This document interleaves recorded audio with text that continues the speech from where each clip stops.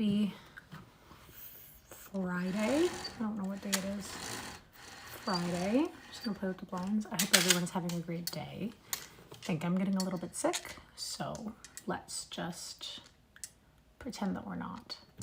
We are continuing on the Necronomicon by H.P. Lovecraft. The story is The Case of Charles Dexter Ward. And where we ended was the end of part 5 of chapter 2, I think. Yes. Okay, let's get into it. Part 5. Oh, I'm toasty. The probability that Curwen was on guard and attempting unusual things, as suggested by the odd shaft of light, precipitated at last the action so carefully devised by the band of serious citizens. According to the Smith diary, a company of about 100 men met at 10 p.m. on Friday, April 12th, 1771, in the great room of Thurston's Tavern, at the sign of the Golden Lion on Weybosset Point across the bridge.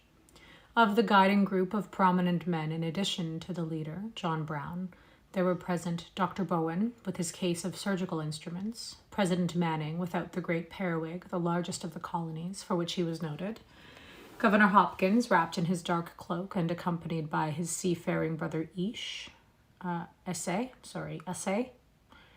whom he had initiated at the last moment with the permission of the rest, John Carter, Captain Mathewson, and Captain Whipple, who was to lead the actual raiding party. These chiefs conferred apart in their rear chamber, after which Captain Whipple emerged to the great room and gave the gathered seamen their last oaths and instructions. Eleazar Smith was with the leaders as they sat in the rear apartment awaiting the arrival of Ezra Whedon, whose duty was to keep track of Curwen and report the departure of his coach for the farm.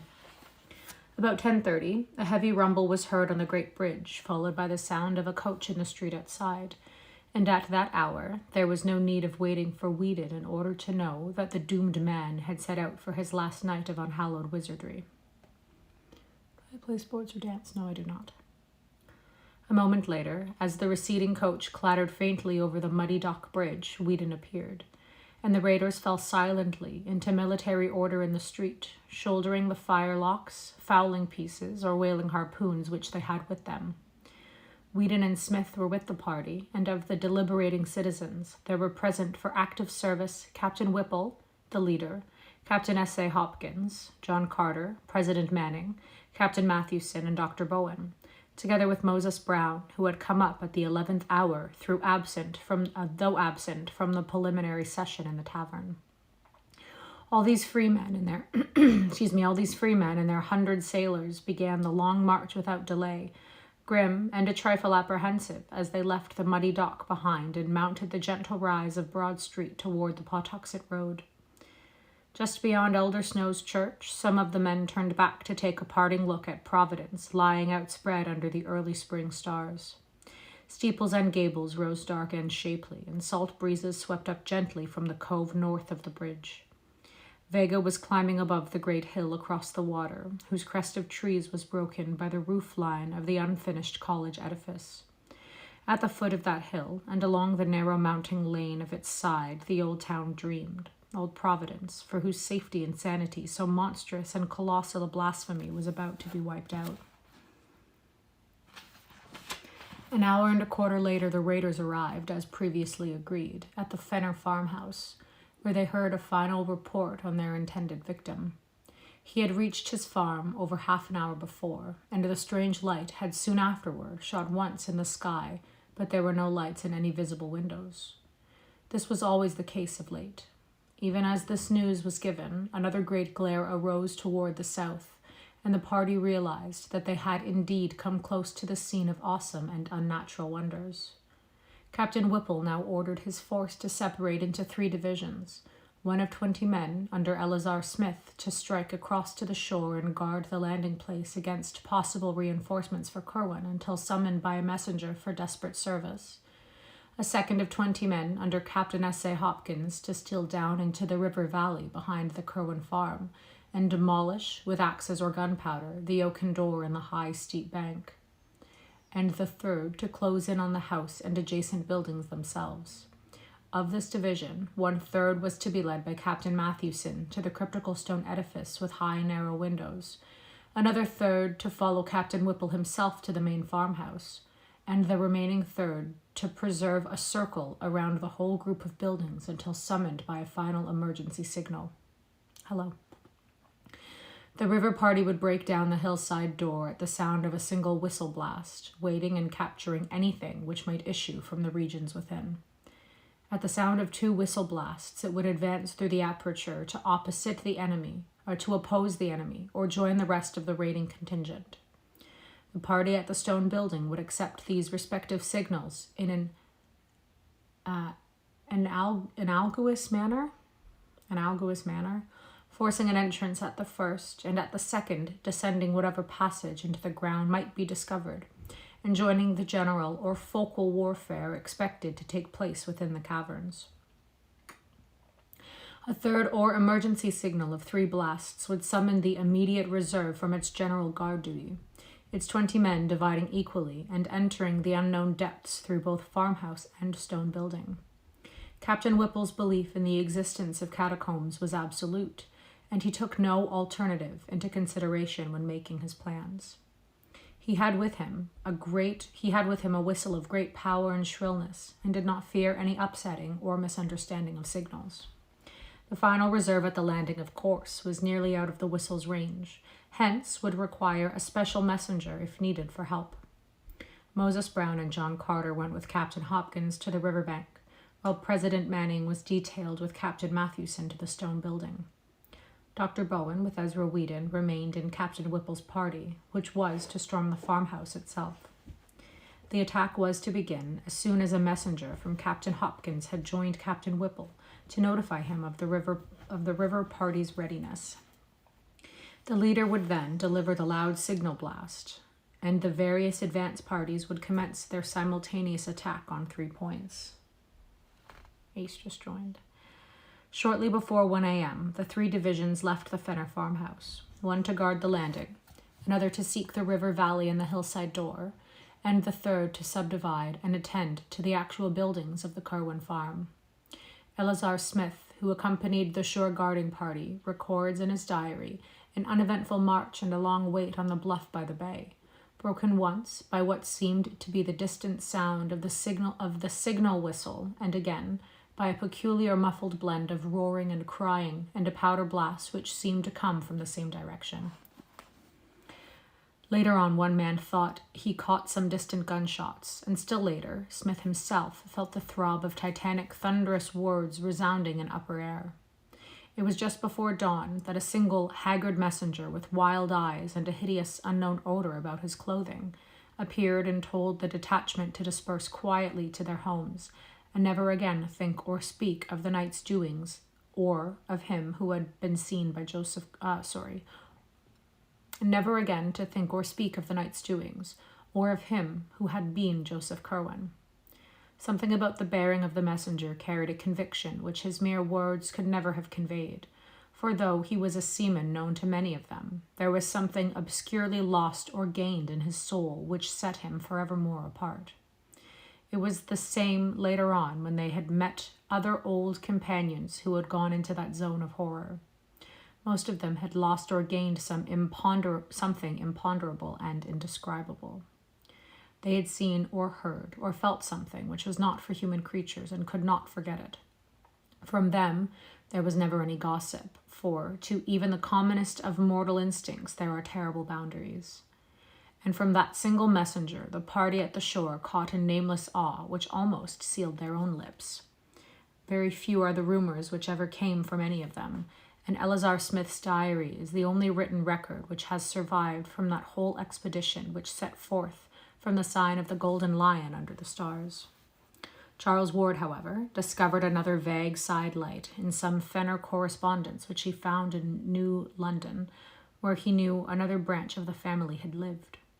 It seemed that the Fenners, from whose house the doomed farm was distantly visible, had watched the departing columns of raiders, and had heard very clearly the angry barking of the Kerwin dogs, followed by the first shrill blast which precipitated the attack.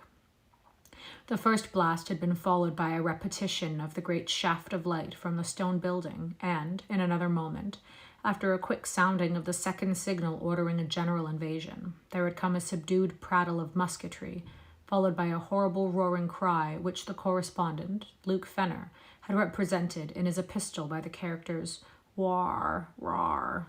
This cry, however, had possessed a quality which no mere writing could convey, and the correspondent mentions that his mother fainted completely by the sound. It was later repeated less loudly, and further but more muffled evidences of gunfire ensued, together with a loud explosion of powder from the direction of the river.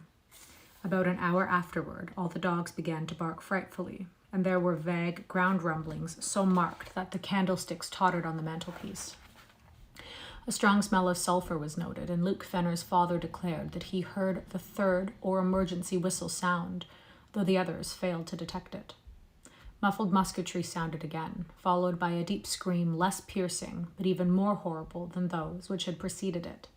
A kind of throaty, nastily plastic cough or gurgle, whose quality as a scream must have come more from its continuity and psychological import than from its actual acoustic value. Then the flaming thing burst into sight at a point where the Curwen farm ought to lie, and the human cries of desperate and frightened men were heard. Muskets flashed and cracked, and the flaming thing fell to the ground. A second flaming thing appeared, and a shriek of human crying was plainly distinguished. Fenner wrote that he could even gather a few words belched in frenzy. "Almighty, protect thy lamb." Then there were more shots, and the second flaming thing fell. After that came silence for about 3/4 of an hour, at the end of which time little Arthur Fenner, Luke's brother, exclaimed that he saw a red fog going up to the stars from the accursed farm in the distance.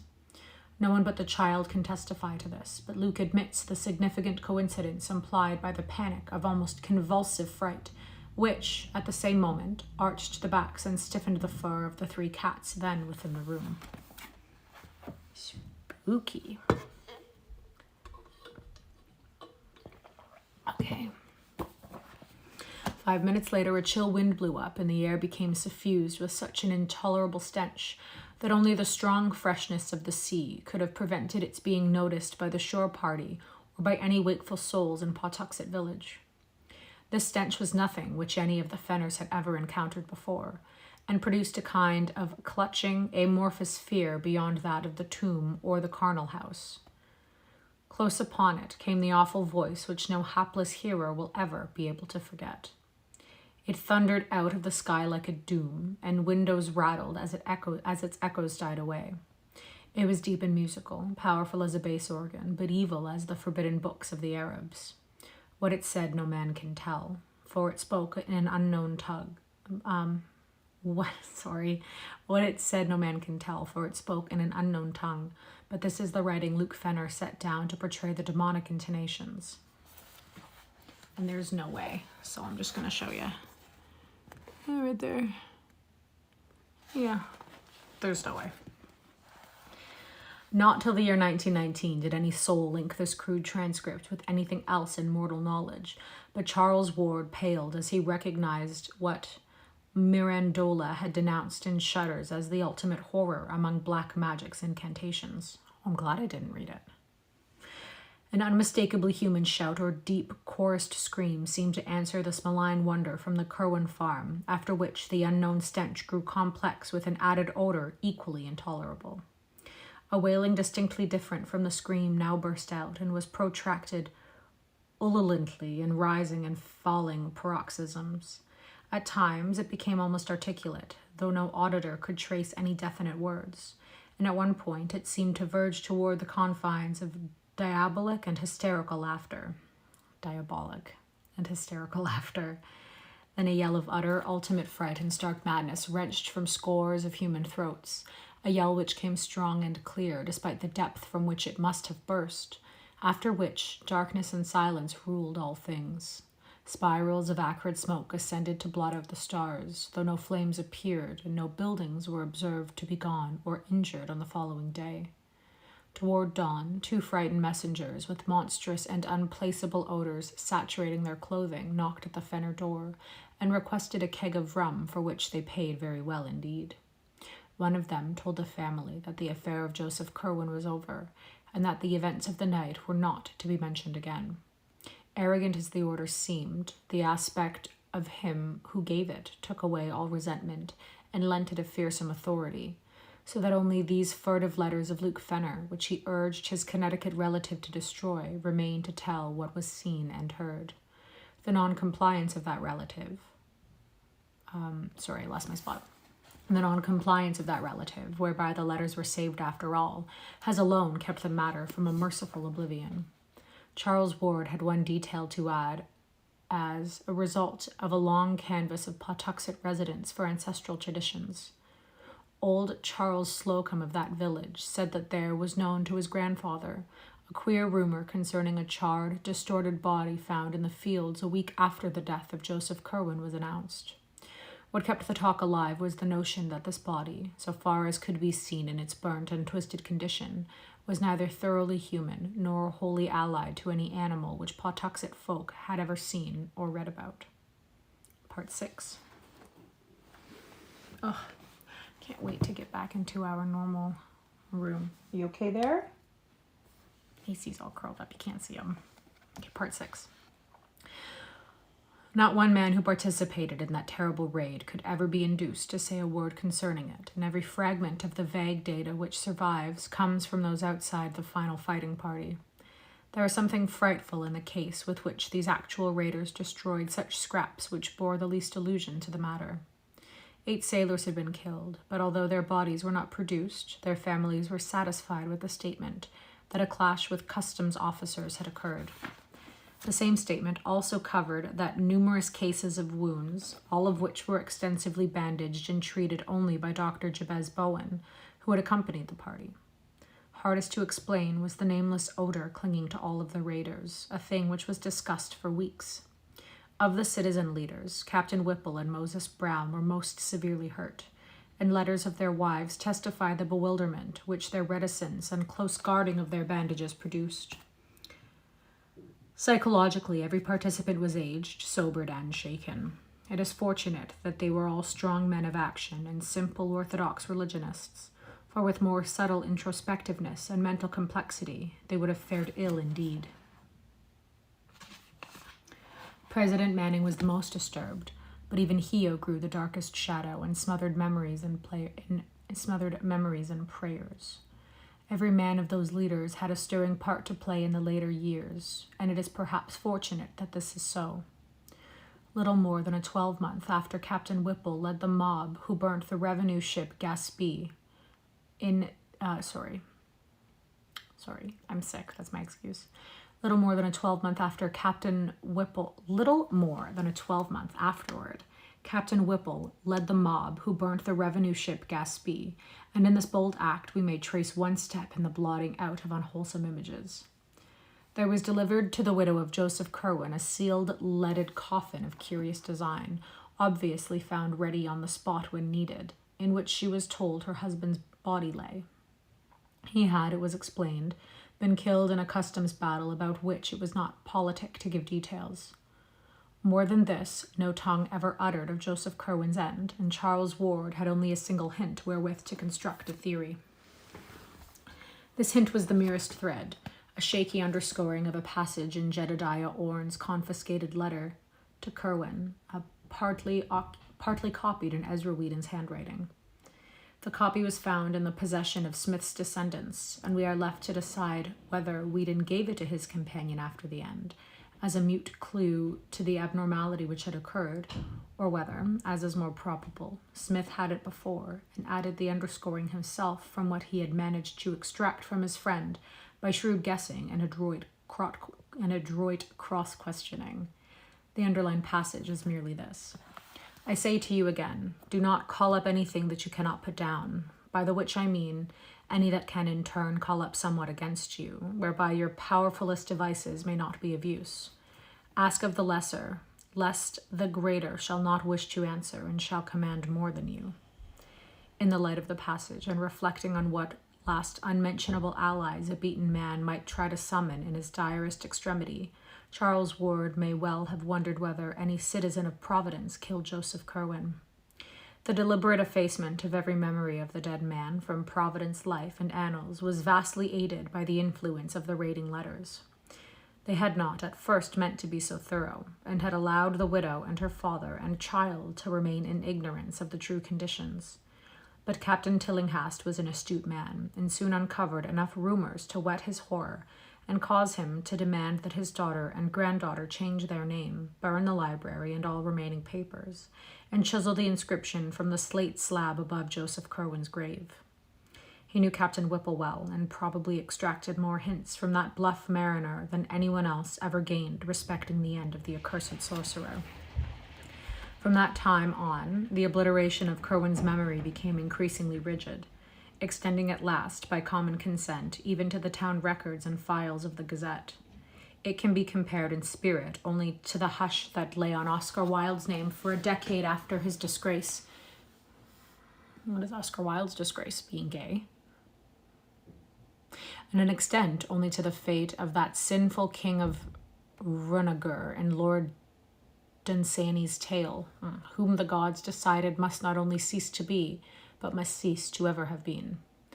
Mrs. Tillinghast, as the widow became known after 1772, sold the house in Olney Court and resided with her father in Powers Lane till her death in 1817. The farm at Pawtuxet, shunned by every living soul, remained to moulder through the years, and seemed to decay with unaccountable rapidity. By 1780, only the stone and brickwork were standing, and by 1800, even these had fallen to shapeless heaps.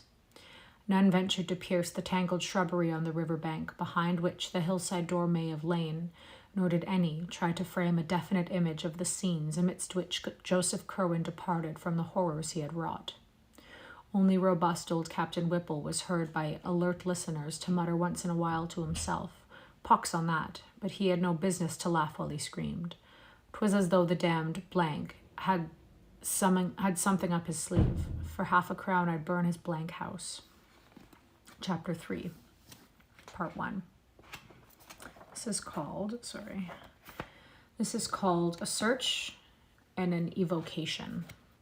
Charles Ward, as we have seen, first learned in 1918 of his descent from Joseph Curwen. That he at once took an intense interest in everything pertaining to the bygone mystery is not to be wondered at, for every vague rumor that he had heard of Curwen now became something vital to himself, in whom flowed Curwen's blood.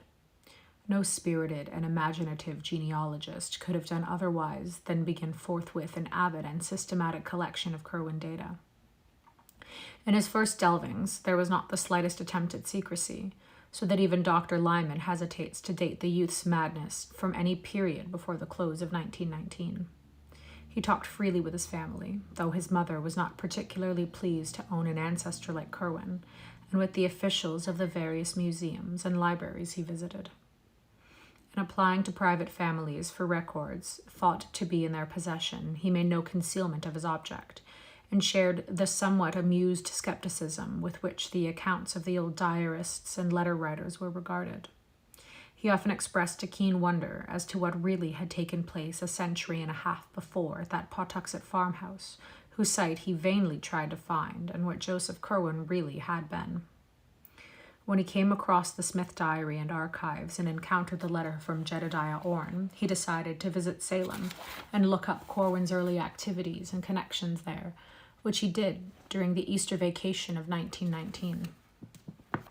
At the Essex Institute, which was well known to him from former sojourns in the glamorous old town of crumbling Puritan gables and clustered gambrel roofs, he was very kindly received and unearthed there a considerable amount of Curwen data.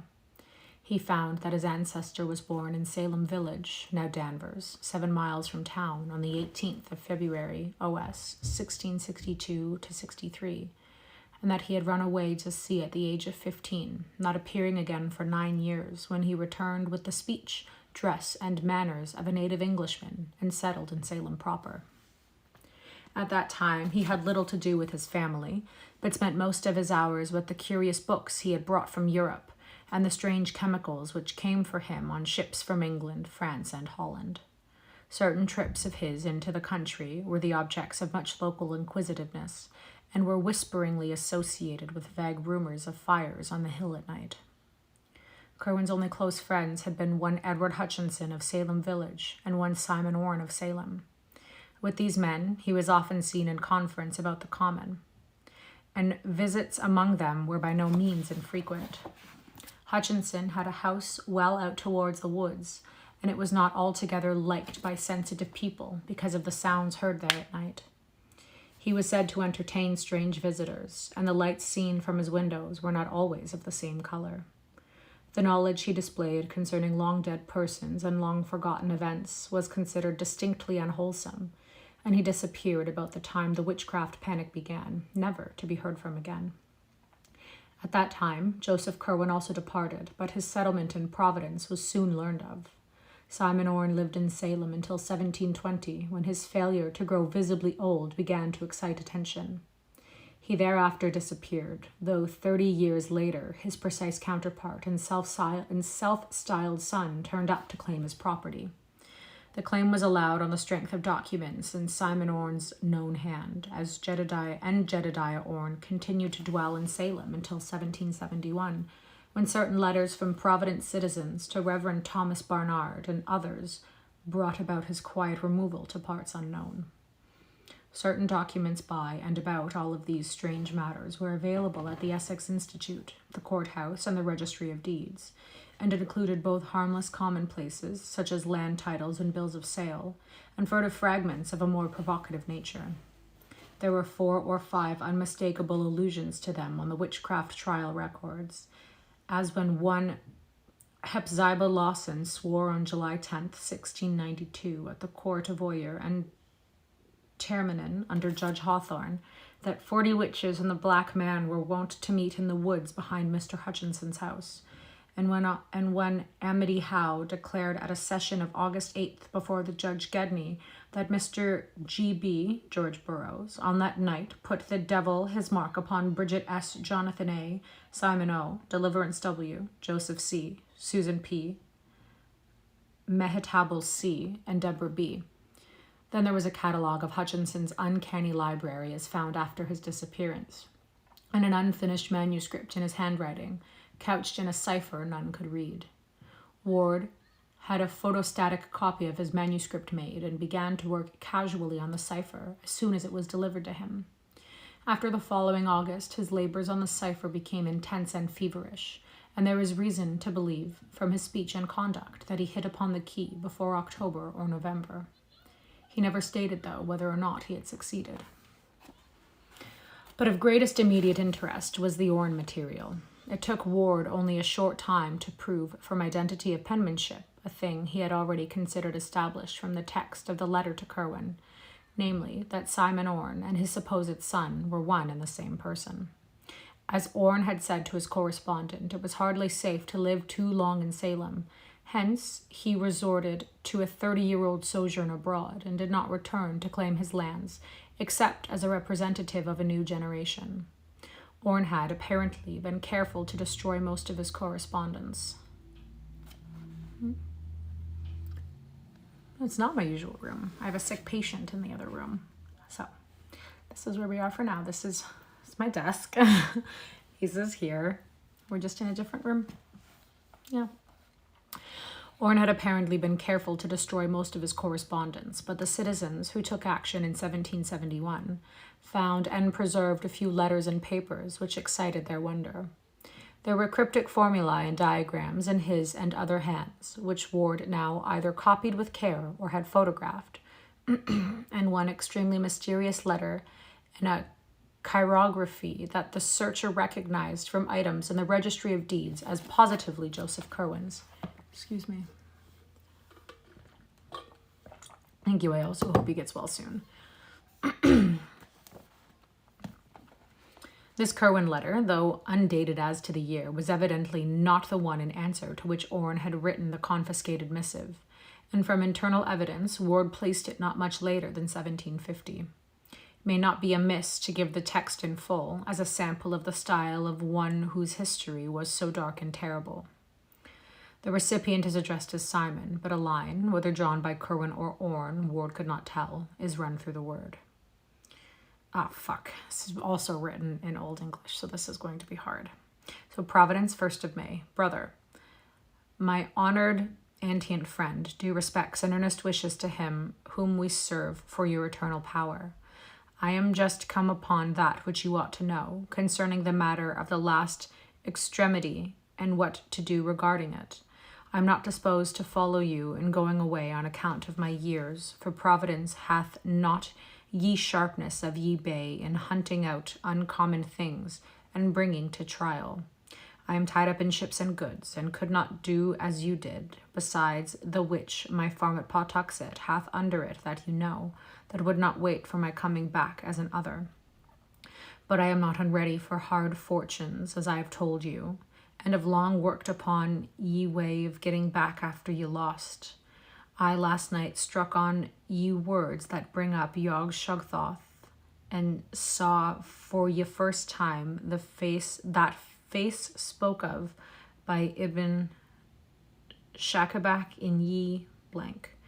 And it said that ye third psalm in ye Liber Damnatus holds ye clavicle. Oh, it's long. Ye sun in V house, Saturn in trine, drawn ye pentagram of fire, and say ye ninth verse thrice. This verse repeat each rudemans and hollows eve, and ye things will breed in ye outside spheres. And of ye, seed of old, shall one be born, who shall look back, though knowing not what he seeks. Yet will this avail nothing if there be no air, and if the salts, or the way to make the salts be not ready for his hands. And here I will own, I had not taken need steps nor found much. Ye process is plaguely hard to come near, and it uses up such as store of specimens. I am hard put to get it enough and I am hard put to it to get enough, notwithstanding the sailors I have from the Indies. Ye people about are becoming curious, but I can stand them off. Ye gentry are worse than the populace, being more circumstantial in their accounts and more believed in what they tell. That parson and Mr. Merritt have talked some, I am fearful, but no thing so far is dangerous. Ye chemical substances are easy of get. Ye chemical substance are easy of getting. They're big isle. They're big isle. Good chemists. Oh. There being two good chemists in town, Dr. Bowen and Sam Carew. Sorry, it's a Roman numeral. Thrice pentagram sounds scary. Yeah. Okay. Ye chemical substances are easy of get. There being two good chemists in town, Dr. Bowen and Sam Carew. I am following out what Borellus saith. I think I'm following out what Borellus saith, and have help in Abdul al-Razed his 7th book. Whatever I get, you shall have. And in ye meanwhile, do not neglect to make use of ye words I have here given. I have them right, but if you desire to see him, employ the writing on ye piece of blank that I am putting in this packet. Say ye verses every rude mist and hollow's eve, and if your line run not out, one shall be in years to come that shall look back and use what salts or stuff for salts. You shall leave him. Job 14. I rejoice you are again at Salem, and hope I may see you not long hence. I have a good stallion, and am thinking of getting a coach. There being one, Mr. Merritt's in Providence already, though ye roads are bad. If you are disposed to travel, do not pass me by. From Boston, take ye post road through Dedham, Wrentham, and Attleboro. Good taverns being at all these towns. Stop at Mr. Bolcom's in Wrentham, where ye beds are finer than Mr. Hatch's. But eat at ye other house, for their cook is better. Turn into Providence by Pawtuxet Falls, and ye rode past Mr. Sales's tavern. My house opposite Mr. Appenitus Olney's tavern, off ye town street. First on ye north side of Olney's court. Distance from Boston store about... Oh, I don't know them that well. I don't have Discord. I don't know this Roman numeral. XLIV. I don't know what the L is. Sir, I am ye old and true friend and servant in Almonston Metraton, Josephus C. And then, that was difficult. And then there's to Mr. Simon Orrin Williams Lake in Salem. This letter, oddly enough, was what first gave Ward the exact location of Curwen's Providence home, for none of the records encountered up to that time had been at all specific. The discovery was doubly striking because it indicated as the newer Curwen house, built in 1761 on the site of the old, a dilapidated building still standing in Olney Court and well known to Ward in his antiquarian rumbles over Stamper's Hill. The place was indeed only a few squares from his own home on the great hill's higher ground, and was now the abode of a Negro family much esteemed for occasional washing, house cleaning, and furnace tending services. To find, in distant Salem, such sudden proof of the significance of this familiar rookery in his own family history was a highly impressive thing to Ward, and he resolved to explore the place immediately upon his return. The more mystical phases of the letter, which he took to be some extravagant kind of symbolism, frankly baffled him, though he noted with a thrill of curiosity that the biblical passage referred to, Job 14:14, was the familiar verse, "If a man die, shall he live again? All the days of my appointed time will I wait till my change come." Yeah. What a passage. Oh, could you pick up all that cracking on stream? There's a lot of it. Okay. Part two of chapter 3. Ugh, I need a chair. My back has no support. Like a rotisserie chicken, got my legs stuck out. Young Ward came home in a state of pleasant excitement and spent the following Saturday in a long and exhaustive study of the house of Olney Court. The place, now crumbling with age, had never been a mansion, but was a modest 2.5-story wooden townhouse of the familiar Providence colonial type, with plain peaked roof, large central chimney, and artistically carved doorway with rayed fanlight, triangular pediment, and trim Doric pilasters. It had suffered but little alteration externally, and Ward felt he was gazing on something very close to the sinister matters of his quest. The present Negro inhabitants were known to him, and he was very courteously shown about the interior by old Asa and his stout wife Hannah. Here there was more change than the outside indicated, and Ward saw with regret that fully half of the fine scroll and urn overmantels and shell-carved cupboard linings were gone, whilst much of the fine wainscoting and bullock shin molding was marked, hacked or gouged, or covered up altogether with cheap wallpaper. In general, the survey did not yield as much as Ward had somehow expected, but it was at least exciting to stand within the ancestral walls which had housed such a man of horror as Joseph Curwen. He saw with a thrill that a monogram had been very carefully effaced from the ancient brass knocker. From then until after the close of school, Ward spent his time on the photostatic copy of the Hutchinson cipher and the accumulation of local Curwen data. The former still proved unyielding, but of the latter he obtained so much and so many clues to similar data elsewhere that he was ready to make a trip to New London and New York to consult old letters whose presence in those places was indicated. This trip was very fruitful, for it brought him the Fenner letters with their terrible description of the Pawtuxet farmhouse raid, and the Nightingale Talbot letters in which he learned of the portrait painted on a panel of the Curwen Library. This matter of the portrait interested him particularly, since he would have given much to know just what Joseph Curwen looked like, and he decided to make a second search of the house in Olney Court, to see if there might not be some trace of the ancient features beneath peeling coats of later paint or layers of moldy wallpaper. Early in August, that search took place, and Ward went carefully over the walls of every room sizable enough to have been, by any possibility, the library of an evil builder. He paid especial attention to the large panels of such ornamentals as still remained, and was keenly excited after about an hour, when, on a broad area above the fireplace, in a spacious ground floor room, he became certain that the surface brought out by the peeling of several coats of paint was sensibly darker than any ordinary interior paint or the wood beneath it was likely to have been. A few more careful tests with a thin knife, and he knew that he had come upon an oil portrait of great extent.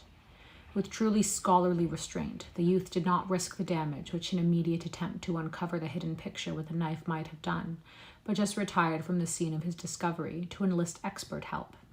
In 3 days, he returned with an artist of long experience, Mr. Walter Dwight, whose studio is near the foot of College Hill, and that accomplished restorer of paintings set to work at once with proper methods and chemical substances. Old Asa and his wife were duly excited over their strange visitors, and were properly reimbursed for this invasion of their domestic hearth.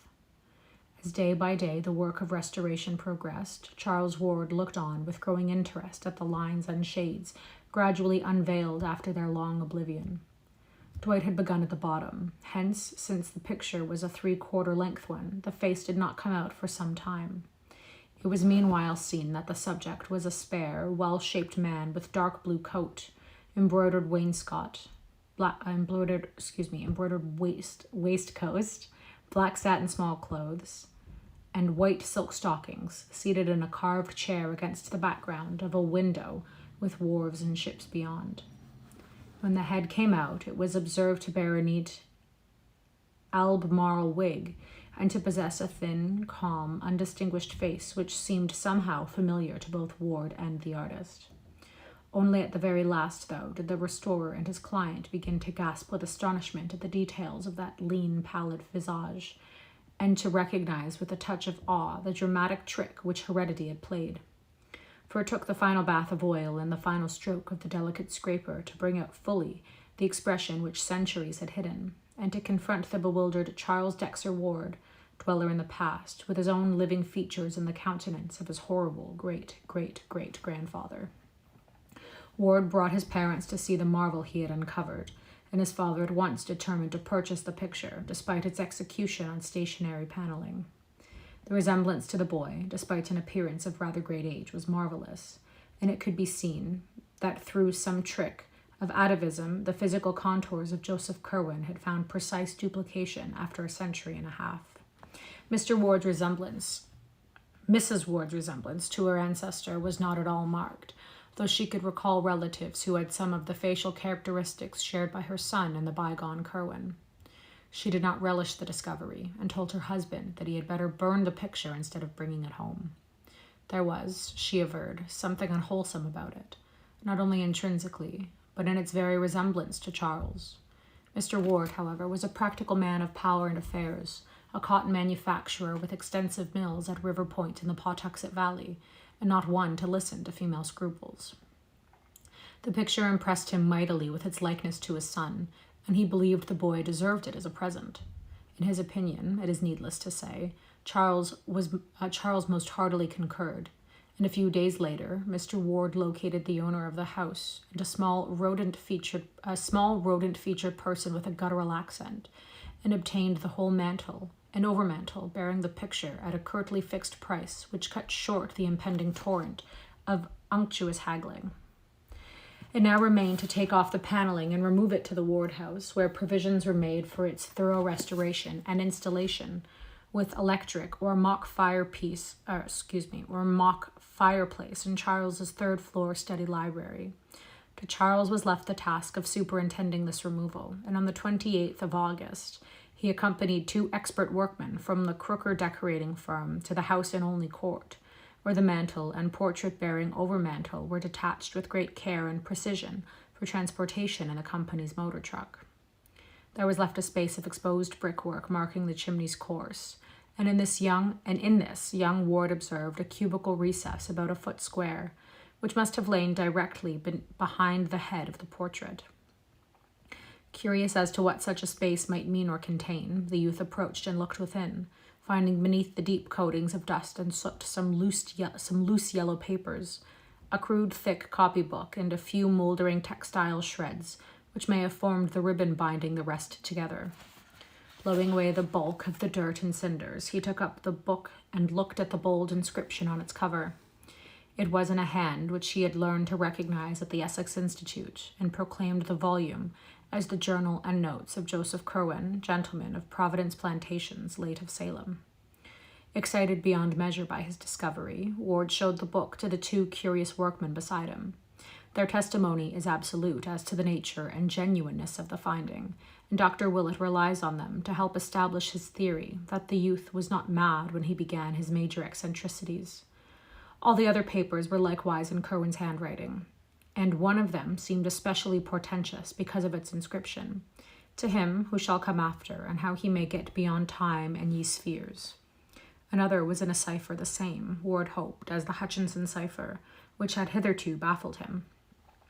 A third, and here the searcher rejoiced, seemed to be a key to the cipher, whilst the fourth and fifth were addressed respectively to Edward Hutchinson, Armiger, and Jedediah Orne, Esquire, or their heir and heirs, or those representing them. The sixth and last was inscribed, Joseph Curwen, his life and travels bent ye years 1678 and 1687, of whither he voyaged, where he stayed, whom he saw, and what he learned.